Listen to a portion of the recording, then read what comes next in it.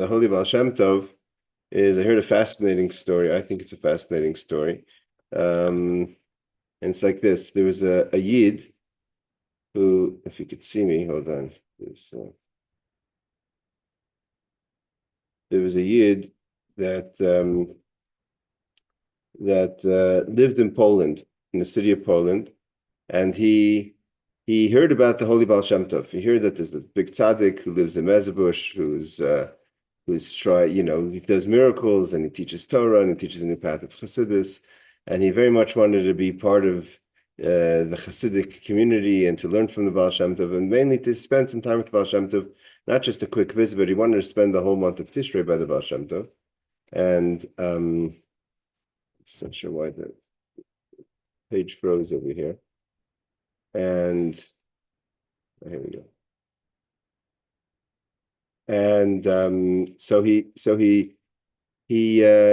saved up money for a long time, for a long period of time, whether it was a few years and what have you. And he worked very hard on saving little amounts of money for his from his work, and both for him to travel and also for his family to live while he's on this whole month of El and Tishrei and part of Cheshvan. He really wanted to spend time by the Baal Shem Tov. So he really prepared very well for this trip, and in a responsible way financially and getting ready spiritually.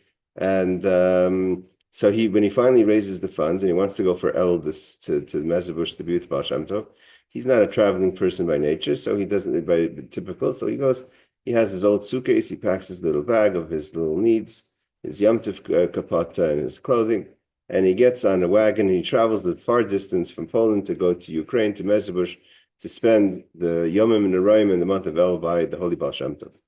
When he comes to the city, he comes to Mezhebush, right away he hears there's a kind of a rush and people are getting ready to run to Shul. So he asks what's going on, that the Rebbe is going to come out, the Baal Shem Tov is going to come out to a davening or a Dvar Torah for the whole community, not just for the Talmidei Baal Shem Tov. So he comes into the Shul and he was expecting, and he sees the Shul's packed. Mamish packed, and so he tries to position himself to get a little spot, and all of a sudden the side door opens, and out comes out the holy Baal Shem Tov. And as the Baal Shem Tov walks in, he stops, and he's clearly zoning in on this Feivel, his name was, on Feivel, and the crowd kind of makes an opening, and the Baal Shem Tov standing, looking straight at Feivel, and then the Baal Shem Tov says in a loud voice, "Feivel, what are you doing here? Who gave you permission to come here? What made you think you could show up in my court?" And on, he's going on and showering insults and harsh talk on Feivel. And after just talking really like hard on him, "What are you doing here? I gave you permission to come." Finally, he tells him, "Feivel, just get out, leave. I don't want you to be with me. I want you to get out." And shouting at him, so he's so distraught, he's so embarrassed, doesn't know what he ever did. He never met the Baal Shem Tov, he never wrote to the Baal Shem Tov. I don't know how the Baal Shem Tov know his name. He's just kind of trying to figure everything else. His head is spinning, and he makes his way to the door, and he opens the door, and he walks out, and he's like in a daze. His knees are weak. He doesn't know what to do. He says, well, the Baal Shem Tov told him to leave, so he goes back to the horse, where he could catch the next wagon, going back to the direction of his home city. I mean, what's he going to do? Mezhebush, Baal Shem Tov asked him to leave, told him to leave, commanded him to leave. So the wagon surely comes by, and he takes the wagon, and he goes into the wagon, and he travels back towards his direction of his home. Comes evening, it's a long travel, it's a few days, like we said, at least 5-6 days. So the wagon that's pulls to the side.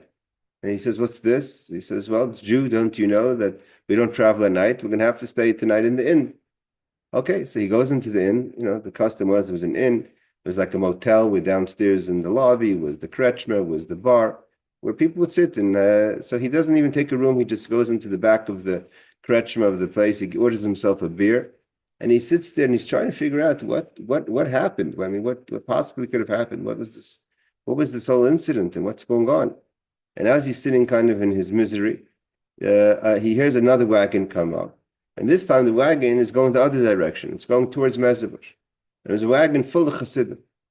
And the Chassidim jump out of the wagon. They also have to spend the night in the inn because they don't travel at night.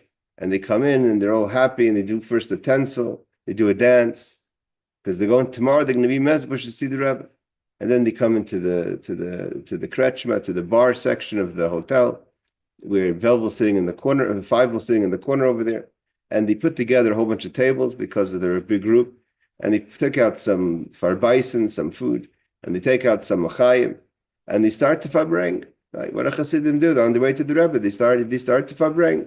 They started to sing in Agunim. They started to say l'chaim, wishing each other l'chaim, a healthy life, a healthy new year, and so forth and so forth. And they look around, and finally, Feivel's hoping they don't spot him. He wasn't interested. He was so distraught of his story. And they see him sitting there, and they thought he must be a misnagid for sure. I mean, if a chassid was sitting in a krechma and he sees a whole bunch of chassidim farbringing, even if he's not going to the Baal Shem Tov, he surely would join the farbringing. So they grab him and they don't take no for an answer, and they pull him into the farbringen, and they start giving him a little l'chaim, and they start singing nagunim and songs, and of course, slowly but surely, the moment of the farbringen, the energy of the farbringen takes over Feivel, and he starts to say l'chaim, and everyone's wishing him l'chaim Feivel. What's your name, Feivel? L'chaim Feivel is have a kshana tavi masukah, good year. The mamash showering brachas on him, on each other, and then after saying plenty of l'chaim, he's kind of, the farbring until the morning, till the dawn. And when the sun starts to rise, it's time to continue to go to Mezbush. So they pull Feivel to make it for Shachris to the Baal Shem Tov. So they pull Feivel into the car and to the wagon, and they take him with them. When he comes to Mezbush, they all go to the shul. That's the go daven. They come into the shul, and they have to carry Feivel because he's after so much l'chaim. And all of a sudden, he gets a shock of like a cold awakening. He realizes he's back in Mezbush. He's back in the Baal Shem Tov's shul. Not 24 hours ago, the Baal Shem Tov banned him from the shul and shouted at him and shamed him. So before he has a chance to even get out of the shul, the door opens again. The Baal Shem Tov comes out, and again, Baal Shem Tov stops and zooms in on Feivel. And Feivel's again, he's terrified. And again, he's going to go through his second experience of this. And the crowd opens up to make space. And all of a sudden, the Baal Shem Tov shouts, Feivel, where have you been? I was worried about you. Where'd you go? I'm so happy to see you. He starts giving him such love and attention and kiruv and encouragement. And Feivel's totally confused, doesn't understand what happened. Yesterday he was being shamed in public. Today the Baal Shem Tov is giving him such kiruv. He thinks maybe he's in a dream. Maybe he passed away. Maybe he's in Olam Emes, and he's just a dream. So the Baal Shem Tov goes up to him and goes, "I'll tell you what happened, Fine." He says, yesterday when you walked into my beis medrash, when you walked in, I saw right away on top of your head was the Malach HaMavos, the angel of death, and I realized, checking, Baal Shem Tov was able to go do a quick aliyah and neshama to go up to heaven. I checked quickly and I saw that the decree was decreed that you weren't going to live to Rosh Hashanah. You're going to pass away before Rosh Hashanah. Now we're in the month of El. So I quickly tried to do anything I could to see if I could break the decree. You just came to Mezbush, why should you? And I realized this is it. This is your allocated time, and that's it. You were going to go. It was time for you to pass away. So I tried this. Nothing helped. So I decided. I know the halacha says that if you shame someone, it's like killing someone. So I figured if I shame you, so that would be considered. That would be in the place of you passing away, because that would be considered as if you died. Because if shaming a person is like killing a person, so that would take the place of having to die, and then maybe the Malach HaMavos would leave you alone. But after I shamed you, I saw the Malach HaMavos wouldn't budge. So I shouted at the Malach HaMavos, because he was your angel of death, to get out of the shul. And I figured that you're going to leave the shul. And you're going to go home. What are you going to do in Mezbush if the Baal Shem Tov bans you? And once you leave the shul and you start heading home, you're going to have to stop in an inn because you can't travel at night. And I figured it's month of El, that on the inn you're going to meet some chassidim on their way to me, to the Baal Shem Tov. And I figured chassidim on the way to the Baal Shem Tov are not going to come they don't check into the hotel and go into the room and go to sleep. They're going to fabreng the whole night because tomorrow they're coming to Mezbush. She figured, so they're going to all sit down. And I figured somewhere or another they're going to schlep you into the fabreng. They're going to pull you into the fabreng. And I figured that once they pull you into fabreng, they start going to give you l'chaim. And he said, like this, Baal Shem Tov says a very powerful ending. He says, when Chassidim wish each other l'chaim, and they say l'chaim l'vracha, l'chaim tovim l'shalom, and they say ksiva chsima tova, and it's in a group of minimum 3 Chassidim, this I figured there'd be more, which is like a court, a bezdin. So they paskin, then it becomes a reality in heaven that Chassidim wished you l'chaim. L'chaim means to life. And that's going to break the decree, because that's a farbrengen, like we know, that the farbrengen is even more powerful than the angel of Machal. There's a famous Chassidic saying that says that Pitka, that a note fell down from heaven. That said, the Rebbe would quote this. This is not like one of these fantasy stories. That a note fell down from heaven that said in Yiddish, "Was a Chassidische Farbrengen can uftan, can afilu de Malach Machal nish uftan." That what a Chassidic Farbrengen could accomplish, even the angel Michal, which is known as the angel of kindness, and the angel that's always looking to find schus and merits for the Jewish people, and to be the advocate for the Jewish people. As powerful as the angel Michal is, and he's the most powerful of all the angels for being an advocate for the Jewish people. So the Malach Michal can't accomplish what a Chassidic Farbrengen could accomplish. So when Chassidim sat together and wish you l'chaim, that totally threw the Malach HaMavos, the angel of death, away. And now I see that you're going to have a Shana Tov and Sukkah, and I'm welcoming you to my shul. So that's the first of the beautiful stories that I heard from, that I read this week, that's connected to Chayal, the birth of the Baal Shem Tov. And there's another quick story, say it short so we can learn some halachos. There's a story of the Baal Shem Tov, where the Baal Shem Tov comes to a city. I forget the name of the city. And he comes to the city, and he usually would stay by a certain person in the city for Shabbos. And this week he comes in and he doesn't stay by the person. He has Alexei, his wagon driver, takes him to the shul, and he says he's going to stay Shabbos in the shul. And the person who usually hosts him is like a little offended, He usually hosts the Baal Shem Tov. Now the Baal Shem Tov is going to the shul. The Baal Shem Tov tells everyone to, after davening Ma'ariv in the shul, he says, don't go home, you have to say Tillim. And they start saying Tillim, and they're saying Tillim a long time. And then after finally he says, go home to eat Shabbos and come back and say Tillim. And the whole Shabbos until a certain point, they're saying Tillim and davening, they realize there's something going on. And then the Baal Shem Tov says, okay, they daven Shacharis after a whole night of Tillim. And after Shacharis, the Baal Shem Tov goes over to his usual host to host him. He says, if your offer is still on the table, I'd like to spend the Shabbos by you for lunch. He said, sure, please. So they came home and they ate the meal. And of course, a lot of Chassidim came because if the Baal Shem Tov was there, he made a big suda, this big balabas, this big wealthy person. And suddenly there was a knock on the door. But from the knock, they realized there wasn't a knock of another chassid. It was a knock it was a goyish knock. It was a non-Jewish knock. It was some sort of pounding on the door. So the Baal Shem Tov said, open the door. Let this person in.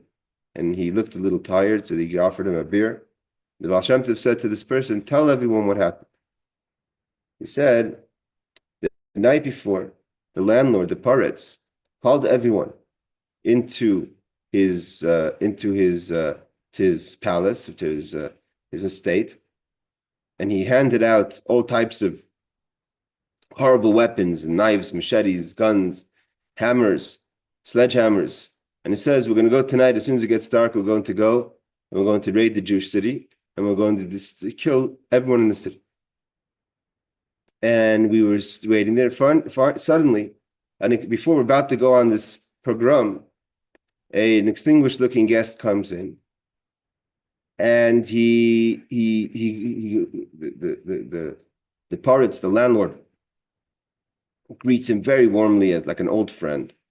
And they go into a private room talking for a long time. And after they come out, he says, you know what? Change your plans. There's going to be no pogrom. Everyone put down their weapons and go home. Baal Shem Tov said like this. He told his Chassidim, he said that the Baal Shem Tov saw in heaven there was a decree on the city. And the decree was going to happen that the Paretz was going to send out these hooligans to go and make a pogrom and kill everyone in the city. What was the reasoning that he had? Was that he was a very wealthy landlord, and he never bothered to really properly sell his grains and his wheats that he gathered, because he was always looking for top price. He was never pressured. But after a while, gathering all the seasons, gathering all the grains started to spoil. And he decided, he came into his head that the Jews, the people started to tell him that the Jews, like today, right, nothing's changed. The Jews are the cause, right? Everything, Israel's the problem of everything. So same thing then, the Jews are the, some way or another, the reason, doesn't have to make sense, but the Jews are the cause. Whether they're telling no one to buy, they're telling everyone, let his stuff rot, but he said all kind of things. Then the landlord decided that the conclusion is, of course, the Jews are the cause of his soon-to-be great financial loss, and therefore he's going to punish the Jewish community and kill them all. The Baal Shem Tov said, I tried very hard in heaven to break this decree, and I couldn't. So I figured, I knew that if Baal Shem Tov checked the past, if the Baal Shem Tov lived in a world, if when the Baal Shem Tov did aliyah and the Shama, went elevated, he was able to see from the beginning of the world to the end of the world. And he was able to see not just from the beginning of the world to the end of the world now, but the beginning of the world and the end of the world of all times. So he was able to look back in the history that this landlord had a very, very close friend that was also a landlord, but he died many years ago. But he didn't know, they didn't keep contact. So the Baal Shem Tov brought him back to life and sent him to this friend. And when he went to the friend, the friend says, the deceased friend, the zombie, what you'd call him, he looked okay, not like in the movies. And he came and he basically explained to him that you should know, I hear what's going on with your wheat, and I think the only people that could help you are the Jews. The Jews have the only contacts. They could quickly get rid of sell all your wheat. And not only that, not only won't you have any loss, you'll have a great profit because it's not really spoiled and it's just the beginnings and you can try to take off the sides. And I think that you're best off is setting up, and I could help with a few meetings with some salespeople of the traders of the wheat, and you're going to have a big. It's going to be your losses are for sure not going to happen. You're going to have a great success. So when he heard that, so he called off the pogrom. So that's why the Baal Shem Tov, of course, kept everyone waiting and davening so to be able to Baruch Hashem break the decree. So you never know what's happening. These are all the secrets. These are the mystery stories of the Baal Shem Tov. Sometimes things that look negative are really positive, and positive are negative. So we don't know, but hopefully it should only be positive. So we should have from the schus of telling stories of the Baal Shem Tov and for those who inspired the stories of the Baal Shem Tov, to only continue to have the bracha, especially the Baal Shem Tov. His birthday is this week. Sunday night is Chayel. So it's his, and the Chayel is the birthdays of the Baal Shem Tov and the Holy Alter Rebbe. So it's an auspicious time to get blessings from the Baal Shem Tov. For Shana Tov Mesukah, everyone should be blessed with the sweet and Arichas Yom, long life, and a sweet new year. Okay, let's bring up the text and learn a few minutes of halacha. So we're learning the laws of Krias HaTorah. So I don't have the answer yet, Rebecca, to your question about Zmiros and saying Hashem's name. But here, let's just see what I could do. I have to make this a little smaller. I'm using the laptop here. Okay, I think this is going to be okay. All right, here we go.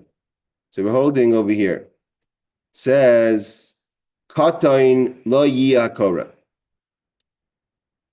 So this is a clear halach in the Kitzur Shulchan Aruch, that a person less than 13 years old, as he says in English, cannot be the one who reads the Torah.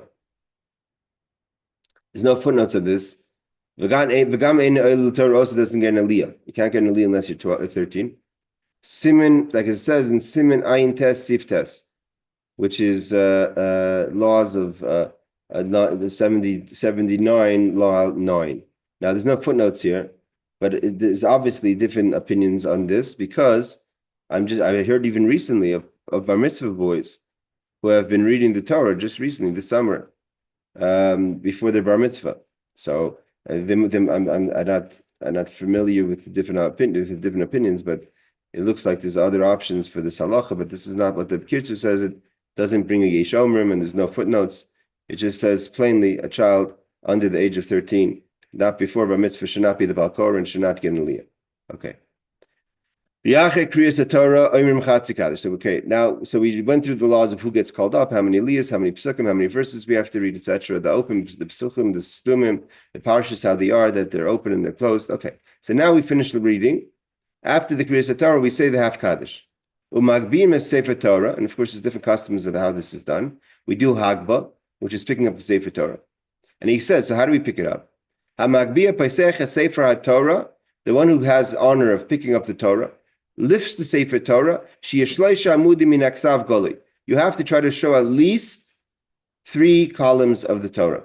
Of course, there's many people that use this as an opportunity to flex their muscles, and some people like to do 10 amudim, 10 columns, but the minimum is 3 columns.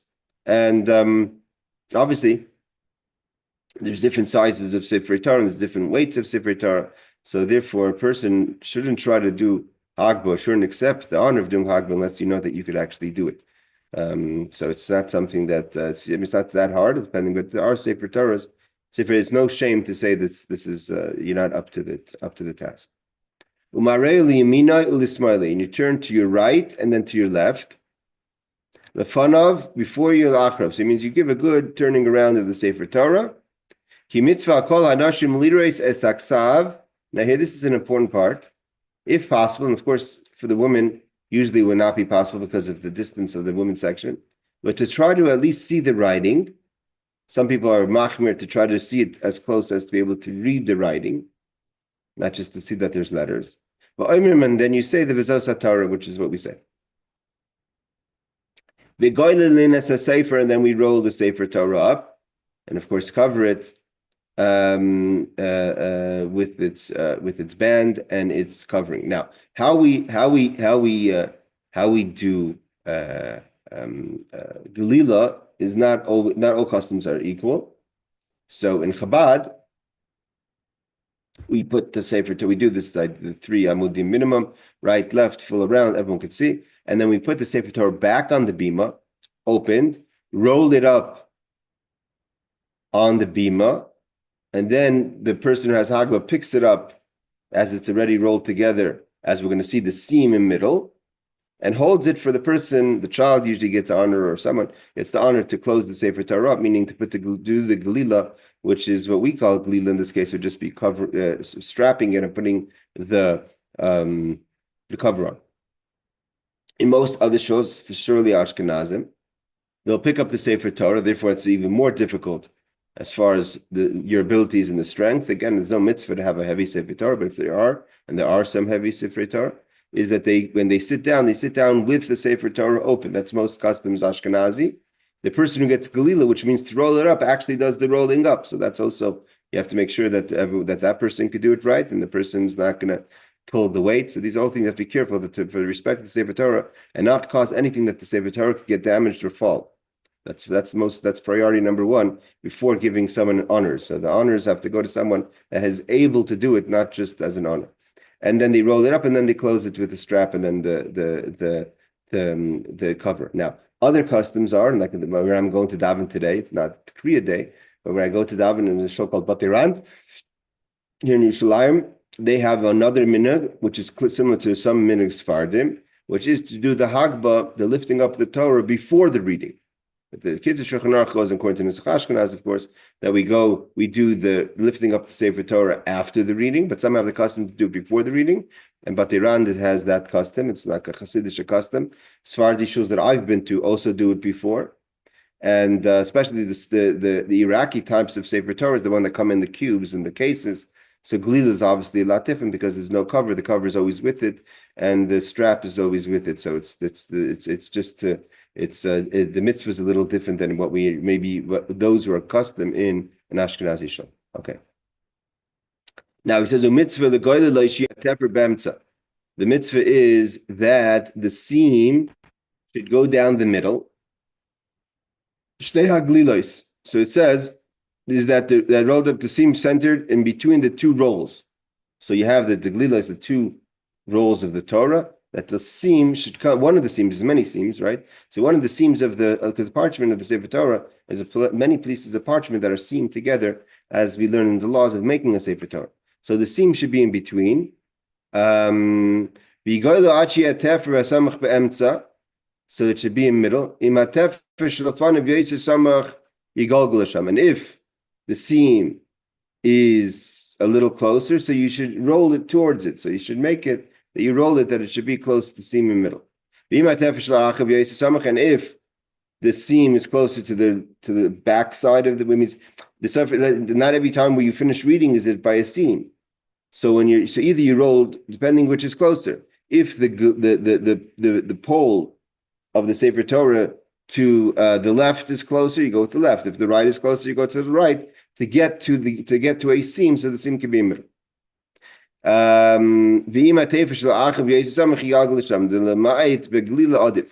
We're not looking to roll as a lot, so we want to go to the shortest amount we could roll to find the seam. Why? Because of the cover of the Sefer Torah. Let's see if there's any footnotes on this. No. Again, this is straightforward. Again, there's different customs. He's quoting the custom, the Minhag Ashkenaz, but again, the Minhag Sfard, and I've seen other Chassidic shuls here where they do the Haggadah before. And again, Minhag Chabad is we do the Galila when the Sefer Torah is on the Bima. So if you're a man and you're ever in a Chabad shul and you're honored with Haggadah, or if you're a Chabad Chassid watching this class and you get an honor of Haggadah in a non-Chabad shul, you have to make sure to find out the customs before, so it's better not to get confused when you do it, so you should know what you're getting involved in. Okay. When we read the Torah, there's no such thing as finishing the Sefer Torah, not saying a half Kaddish. Besides the Mincha of Shabbos, or Minchas Tainus or of a fast, that we say the Kaddish before Shemona Esrei. So like in Chabad also, we don't start saying the Kaddish. Our custom is not to start saying the Kaddish Shabbos Mincha until we finish Galila. And then we start saying Kaddish slowly to finish Kaddish with the Sefer Torah coming back in. B'sheni b'chamishi, Sundays and Mondays and Thursdays when we read the Torah. There's different customs. And so the custom, again, this is different nuschos.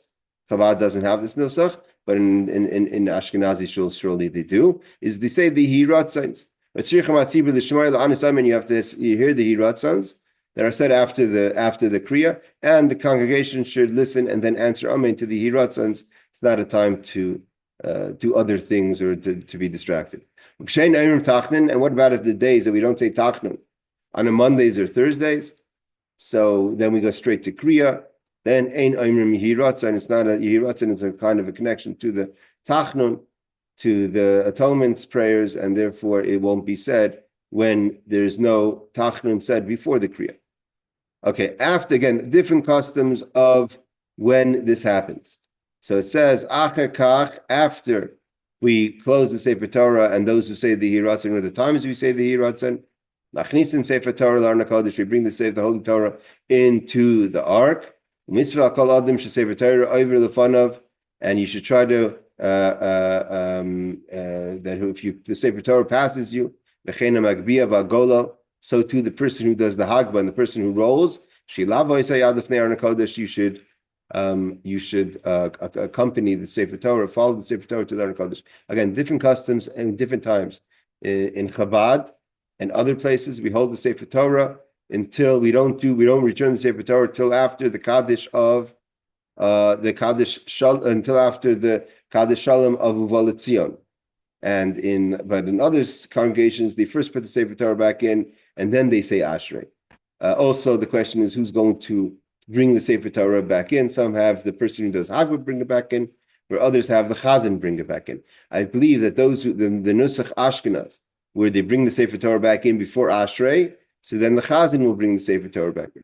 But in a situation where, and according to the customs where we do an Ashrei, the Chazan's already at his place, the person who does the Hagbah brings the Sefer Torah back in after Volatzin. Okay.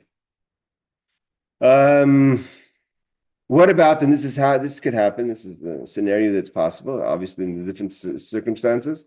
The Malkim Shein Sefer Torah. What about if you're obligated to read the Torah, but that means it's a day to read the Torah, but for whatever reason there is no Torah available? Or we've had this when I was growing up as a kid, where we had the Sefer Torahs that we had were loaned to us from old shuls, and therefore there were sometimes questions with the Sefer Torah that could even disqualify it during the Kriya. But either way, B'makom she'ein Sefer Torah, if there's a situation where there is no Sefer Torah, so then we don't just ignore the fact that it's a Kriya time or day. Someone should read out of a chumash loudly. Tzibur yishmu, and the congregation should listen. We shouldn't forget the idea of reading the Torah. So we don't do it out of a Sefer Torah. We do it out of a Chumash, even though we won't have aliyos and we won't have it's not the same ceremony, and there's no the Hagba, etc. But to not read the Torah at all, that's not what we don't do that. And that's happened before. It's not something that never happened before. Okay, let's stop here. I think there's a few more laws we have. We're going to finish one more law. Steal a few seconds from people's day, evening, even though we made up to do only half hour because we just have one more halacha. Asar shmispal ve'elam sefer Torah likros. What happens if there's a minyan but there is no sefer Torah? Emi vim hem sefer Torah l'tzarcha kriya. So we don't bring a sefer Torah just for the reading. Afilum heim chavushim beis asurim. Even if it's not their fault and they're, let's say, imprisoned. Afilu b'rosh Hashanah v'yom kippurim. Even if it's Rosh Hashanah and Yom Kippur, which is a special day of the prayer. But if it's prepared, Rebecca, you've talked many times about going to Shabbatons. So either the Shabbatons have a Sefer Torah in the hotel, or he says that's only if it happens on the spot. But if you prepare it a day or two before, or an Eiteva with an ark and make it properly, Sefer Torah, you kind of make it an established. You can't just move a Sefer Torah for one Kriya. So then he says, mutter, then it's allowed. Whatever, there's an important person and that person became sick, and therefore now that person can't go to shul, so you want to make a minyan by the person. Then for that person, for Adam Chashav, for a special person, in the circumstances of him being sick, then you can bring a Sefer Torah, especially just for the reading. The other opinions is that it's not, if it's an important person, he doesn't have to be sick, or if a sick person, he doesn't have to be an important person. When it comes biblical reading, like the Shabbos before Purim and Parshas Parah, which is also an important reading, a suffix deraisa. So then you should be more lenient to move a Sefer Torah in a situation that you have to. Obviously, best is to do it in the way that is easiest, which is to prepare it a few days before to make it kavua. Because there's the opinions that the reading of Zachar and Parah are biblical. Let's just do, hopefully these are short footnotes and we can finish the class. 56 says it would be a sign of disrespect for the Torah to just move the Torah for one reading. I.e., even if no preparations were made the day or two before, if the person's important or sick. Number 58 is, it is their opinion that in either of these situations where the person's either important, even if he's not sick, or sick and not important, no disrespect is being shown to the Torah for moving it, where in other circumstances it would be. So we finished Baruch Hashem. It was a long few classes that we did the laws of Sefer Torah. Next week we're going to move on forward to the laws concerning errors and defects in a Sefer Torah. We'll see if we're going to learn that. That's separate laws, not part of Tefillah. Okay, any questions before we continue? Yeah, it's not exactly about this, but you were talking about the Sephardi, like the case of their Sefer Torah. Yeah.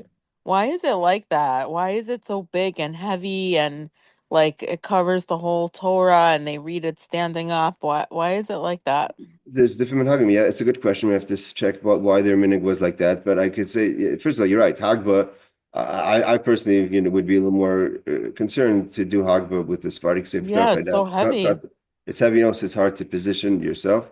Again, even doing Hagba on an Ashkenazi Sefer Torah is not always so simple. Because it's a balancing act and all that. What do you say, Z?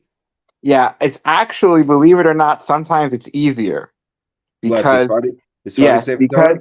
because it's in the case. Let's say you have your left hand and your right hand on two different sides of the Torah, and they're like Etz Chaim.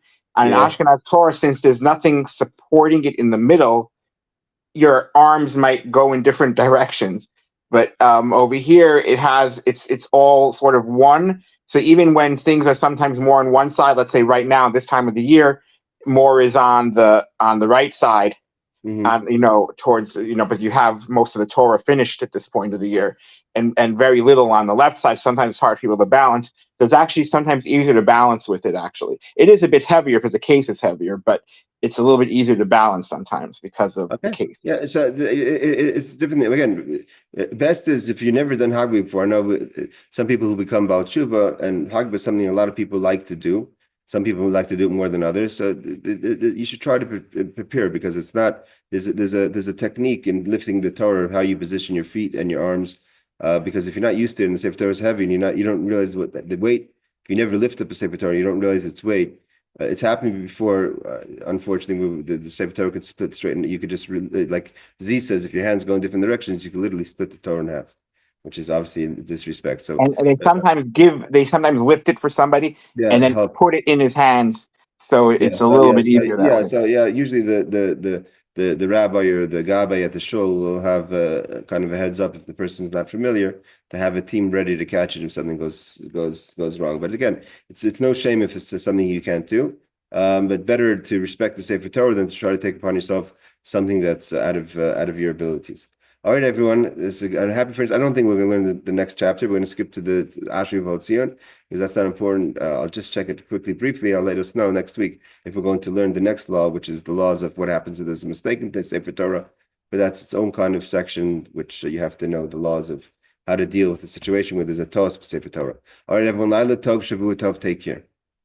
Thank you.